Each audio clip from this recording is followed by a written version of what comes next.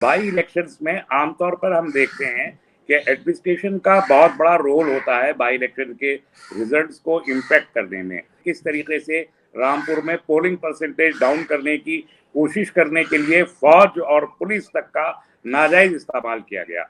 इस इलेक्शन में खास तौर पर घोसी के बारे में ये बात नेशनल मेन स्ट्रीम मीडिया ने आम तौर पे कही कि ये टेस्ट है इंडिया अलायंस का। इंडिया और एनडीए के बीच अलायंस में क्या इम्पैक्ट वोटर के ऊपर होगा, इसका टेस्ट घोसी की सीट है, ये आमतौर पर बात कही गई और इसलिए ये इलेक्शन बहुत प्रेस्टिजियस बन गया था, बहुत अहम हो गया था। ये था 15% पोलिंग को जबरदस्ती एडमिनिस्ट्रेशन, पुलिस और पैरामिलिट्री के जरिए डाउन किया। इसके बावजूद भारतीय जनता पार्टी का जितना वोट था घोसी की सीट पे 2022 के असेंबली इलेक्शन में, उसके मुकाबले में 3000 वोट कम हो गया है।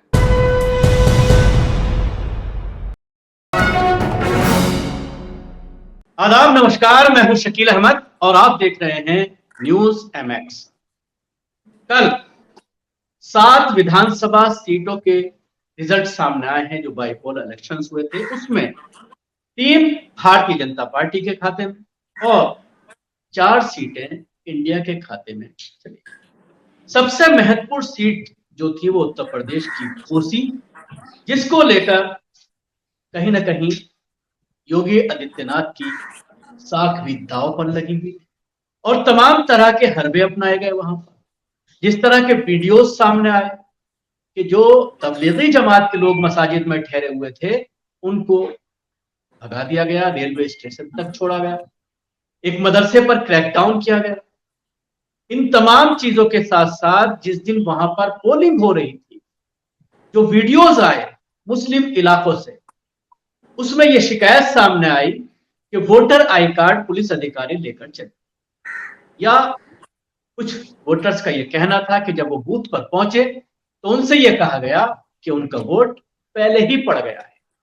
इन तमाम चीजों के बावजूद समाजवादी पार्टी का कैंडिडेट वहां पर काफी अच्छे मार्जिन से, बहुत ज्यादा मार्जिन से जीत गए।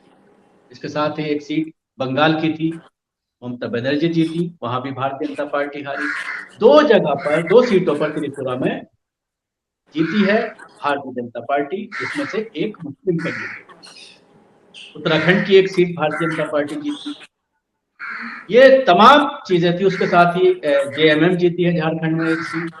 ये इन सब चीजों का क्या असर पड़ेगा 2024 के इलेक्शन, और वो एक मजबूत किला उत्तर प्रदेश, क्योंकि 2 राज्य ऐसे हैं जिनके बारे में कहा जाता है कि ये बिल्कुल श्योर है 2023 के 24 के लोकसभा चुनाव में जो है वो पूरी तरह से यहाँ पर सारी सीटें भारतीय जनता पार्टी को जा रही हैं, जिनमें से उत्तर प्रदेश, दूसरा गुजरात।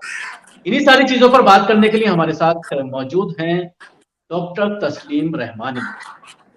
तस्लीम रहमानी साहब, क्या कहना चाहेंगे? उत्तर प्रदेश, जिसके बारे में मीडिया ये कहती है कि अभी भी वहां पर मोदी का जादू चल रहा है और योगी ने पूरी तरह से कंट्रोल किया हुआ है, इसलिए 80 की 80 सीटें भारतीय जनता पार्टी को जाएंगी। आदाब, बहुत शुक्रिया मुझे मदू करने के लिए। तो ये तो कल ही खुल गई, जैसा कि आपने अपने इब्तदाइया में भी फरमाया, और यहाँ मीडिया भी, नेशनल मेन स्ट्रीम मीडिया भी यही बात कहता रहा शुरू से कि ये तो योगी साहब के खाते में जाएगी। और बाई इलेक्शंस में आमतौर पर हम देखते हैं कि एडमिनिस्ट्रेशन का बहुत बड़ा रोल होता है बाई इलेक्शन के रिजल्ट्स को इम्पैक्ट करने में। इसलिए इस बात का शुबा तो था कि बाई इलेक्शन को इम्पैक्ट किया जाएगा।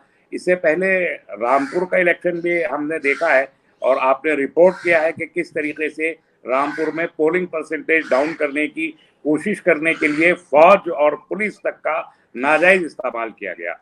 वही रिहर्सल घोसी में भी की गई, जो आपने जिक्र फरमाया, और वो तमाम मीडिया के चैनल्स पर भी, सब पे, यूट्यूब और सोशल मीडिया पे मौजूद है क्या किया गया। खुद बाई इलेक्शन कोई बहुत अहम इलेक्शन नहीं हुआ करते हैं, उससे हम न किसी स्टेट के फर्दर इलेक्शन का अंदाजा लगाते हैं और ना हम पार्लियामेंट के इलेक्शन का कोई अंदाजा लगाते हैं।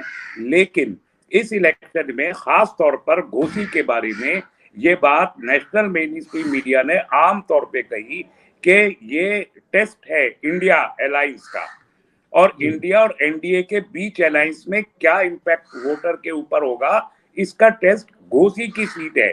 ये आमतौर पर बात कही गई और इसलिए ये इलेक्शन बहुत प्रेस्टिजियस बन गया था, बहुत अहम हो गया था।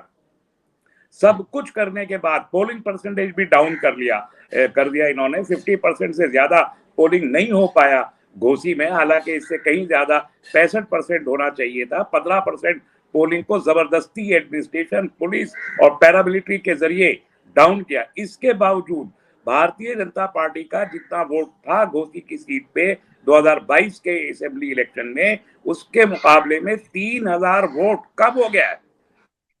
3000, पहले 86,000 वोट मिला था, अभी 83,000 वोट मिला है। और जो इंडिया अलायंस का वोट है, इंडिया अलायंस ने भी ऐलान किया कि हमारे अलायंस का इलेक्शन है, उसका वोट तकरीबन 20,000 बढ़ गया है। यानी ये सीट पहले भी समाजवादी पार्टी ने ही जीती थी, इसी कैंडिडेट ने जो अब बीजेपी से लड़ रहा था, इन्होंने ही जीती थी। इनको 7,000 वोट, 1,07,000 मिला था, अब 1,24,000 के करीब वोट मिला है। तो ये बहुत साफ जाहिर है कि उत्तर प्रदेश के बारे में खुसूसन जो मीडिया के सर्वे टीम्स जाती हैं और वो एक कहती हैं कि साहब हमने इतना बड़ा सर्वे किया है, ये सैंपल सर्वे, लोग कहते हैं 72 सीटें जीतेंगे, योगी जी कहते हैं 80 की 80 जीतेंगे। लेकिन ये बता रहा है घोसी का इलेक्शन कि आपके तमाम तर माल प्रैक्टिस के बावजूद आपका वोट कम हो रहा है। और ये तो बाई इलेक्शन है, जब मेन इलेक्शन आएगा, और अभी तो कैंपेन नहीं किया है इंडिया अलायंस ने, अभी तो अलायंस बना है, अभी तो उसने अपना नाम तय किया, अभी तो उसने कोऑर्डिनेशन कमेटी बनाई है, अभी तो 3 मीटिंग हुई है। सितंबर एंड से तो बाकायदा ज्वाइंट कैंपेन शुरू होगा, हर सूबे में, हर जिले में कैंपेन शुरू होगा। तो उस कैंपेन का जो इम्पैक्ट होगा उससे आप अंदाजा कर सकते हैं। योगी की मुट्ठी भी खुल गई और मोदी जी की मुट्ठी पहले ही खुल चुकी है। हिमाचल प्रदेश में भी खुल चुकी है और कर्नाटक में भी खुल चुकी है, और आगे मध्य प्रदेश से जो खबरें आ रही हैं साफ बताया जा रहा है कि अखबार करप्शन को आप जस्टिफाई करेंगे, ये ऑर्गेनाइजर ने कहा था और उसका सबूत घोसी के इस इलेक्शन से मिल गया। एक बात। दूसरा, उत्तराखंड की जिस सीट की आप बात कर रहे हैं, उत्तराखंड में बागेश्वर की सीट पे सिर्फ 3,500 वोट से जीती है बीजेपी। याद रखना चाहिए, इससे पहले जो मेन इलेक्शन हुआ था इसी सीट का बीजेपी ने जीती थी, वो 20,000 वोट से जीती थी, अब 3,500 वोट से जीती है। तो ये ख्याल रखना चाहिए। और झारखंड की सीट पर भी पिछली बार आजसू और बीजेपी अलग अलग लड़े थे, दोनों के कैंडिडेट थे। इस बार ज्वाइंट अपोजिशन था। तो जहां एनडीए इंडिया अलायंस का टेस्ट घोसी में हो रहा था, वहीं एनडीए का टेस्ट झारखंड में हो रहा था। तो झारखंड में इतना होने के बावजूद वहां भी इंडिया अलायंस के कैंडिडेट को, जेएमएम को 20,000 से ज्यादा वोट मिले हैं पिछले इलेक्शन के मुकाबले में। तो ये जाहिर कर रहा है कि एनडीए अलायंस झारखंड में कुछ भी नहीं कर सका, दोनों मिलकर लड़ने के बावजूद। और इंडिया अलायंस घोसी में आपके तमाम तर माल प्रैक्टिस के बावजूद वो